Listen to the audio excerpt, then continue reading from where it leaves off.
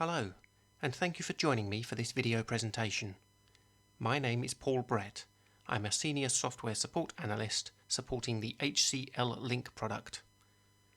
Today's topic is using HCL Link, creating a flow using the File Listener. Here we are at the HCL Link Design Server login page. I'm going to log in, and you will note that I have no projects currently. So the first thing we need to do is create a project. I'm going to call my project Project 1. Within the project, I'm going to import a couple of files. I'm going to start with importing this file. It's called input.txt. I shall show you the content. It has EDI and then a colon and then some data after it. Nothing too complicated there, but that's going to be our EDI file. Click OK. I'm going to import a schema next, and I'm going to import this output.xsd, which is going to represent the schema for our output XML structure. And now I'm going to create another schema that I'm going to use for my EDI input. I'm just going to call it EDI schema. Okay. The EDI schema needs to have a single item called text item, and the syntax properties, let's change it to an item first. The syntax properties for this item, the initiator is going to be defined as a literal EDI colon, and then everything after that will be considered data. So that's my EDI schema created and saved and closed. Great. Next step is to create the map. To do that, we need to click on the maps area and choose new. Okay, I'm going to call my map EDI to XML. Let's click the OK button and let's create the source input card, IN1. Okay, I'm going to use the command line to build this input card. I'm going to use the file adapter and I'm going to read input.txt. Next, I'm going to keep the file. Yes, everything's fine there as it is. The schema I'm going to use is the EDI schema, and the object from there I'm going to use is text item. Okay, so that's my input card complete. Let's create an output card. Let's call this out1. Next. Again, I'm going to use the command line. I'm going to use the file adapter, and my output file is going to be called output.xml for now. I'm going to use, let's ignore that screen, I'm going to use the output schema, and from the schema list of objects I'm going to choose XSD. Okay, so that's the output card created. Let's start populating this with some rules. Okay, so we've got prologue, we've got global, root, sequence, and data. We'll add the input card to our screen, and we're moving in one straight down to data. We are hard coding some of these, so let's just expand them to do that. In here we shall have none. In prologue we shall have 1.0. Oh, I put that in the wrong place, my mistake. Sorry, version 1.0. Encoding UTF-8, and the final is none. Okay, so that is my output mapping complete.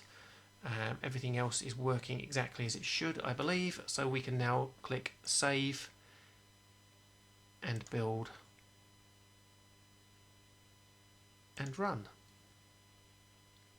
The run has completed successfully. I've got my 2 green ticks. Let's have a check on the output data. Okay, so the input data was the word data. If you remember, it had EDI colon at the beginning, but that's formed part of the initiator. The actual data is just the word data, which has appeared between the data tags of this XML. So the map is working perfectly. Let's now integrate this map into a flow. To do that, we click on Flows and New. Let's call this flow Flow 1.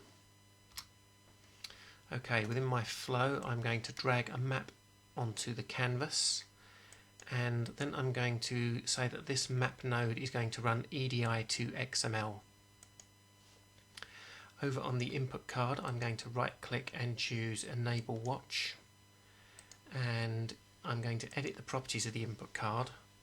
I'm going to change the connection not to read input.txt, but instead to go back two directories, into the data directory, into the input directory, and read any file that starts with any name and ends with .txt.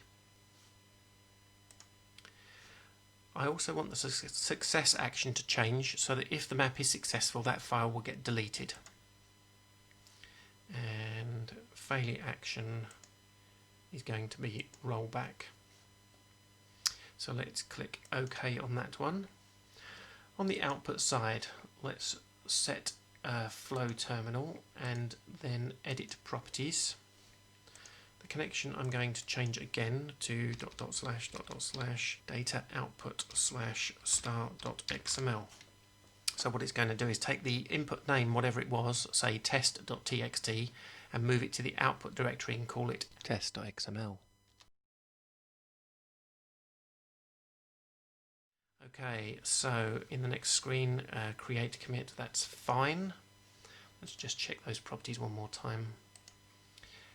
Edit properties, did I do... Oh, I did do the data directory. Okay, so while we're here, let's change the map settings. Okay, so I am going to enable the audit log file. The file name is going to be fixed at // data / logs / edi to xml.log. And everything else can remain exactly as it is. In the trace, I'm going to enable the trace. Text file, yes. File name unique, no, but // data / logs / edi to xml.mtr. And I'm going to turn on the input content tracing for when things go wrong. And the final thing I'm going to do is go into the warnings section and enable a couple of warnings to be actual failures, so that we can actually see what happens when stuff fails. So changed a couple of warnings to failures there. Okay, I think that's everything complete in my flow.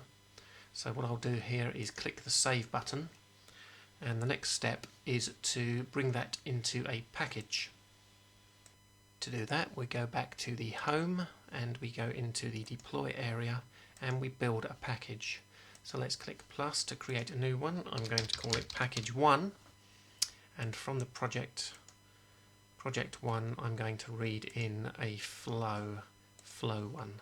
Click add. Okay, so that's my package created successfully. I can deploy it from this screen, so I can tick that package 1 and click on the rocket ship there to deploy that over to my REST API. Before I do that, let me just quickly show you the REST API endpoints page. Shows that there are currently no endpoints defined. So let's deploy that now. Hit the deploy button. We see the deploying message. The green bar moves across the screen and we get the deployed successfully. Hit close. Back on the Swagger page, I hit refresh here, and you will see that my flow has deployed successfully. Let's have a quick talk about the REST API next. When I created the HIP REST container, I used the docker create command, and the important thing was that I used the -v parameter to mount a volume from the inside of the container to a directory on the outside of the container. So inside the container we have /data, and outside the container that same directory structure can be seen in /opt /hip-rest. Here we have a Putty session to my Linux box. I've logged in, I've used the sudo command to change to root. and I've changed to the /opt/hip-rest directory. Now, as you remember from the previous slide, I mentioned this directory doesn't really exist. It's been volume mapped from the container hip-rest. So if we have a look in the maps directory, you will see that we have a directory called package1, and inside package1 is where the actual map lives. If you remember, my input card was set to watch back 2 directories, then into data, and then into input. You will note there are 2 directories in here that keep a tab of trigger files. So let's have an EDI file arrive in here. Let's use the printf command to send in some data. EDI, this is my data, and then send it to a file called test1.txt. Okay, so I hit the enter. That file should now exist, but it doesn't. The reason is that it's already been picked up by the listener that's running on this REST API container, and it's removed the file already and put it into the output directory. So let's have a look here. We have one file, this time called test1.xml, and if we check the content of test1.xml, oops, let's capitalize that. You will note that we've got the sentence, "This is my data," inside XML tags. So there we go, that's what happens when there's a success. Let's just quickly show you in logs. The logs have been created, but we won't look at those just yet. Let's go into output and let's do test 2. Let's do printf, this is garbage, because there's no EDI thing at the beginning, so this will fail the input validation.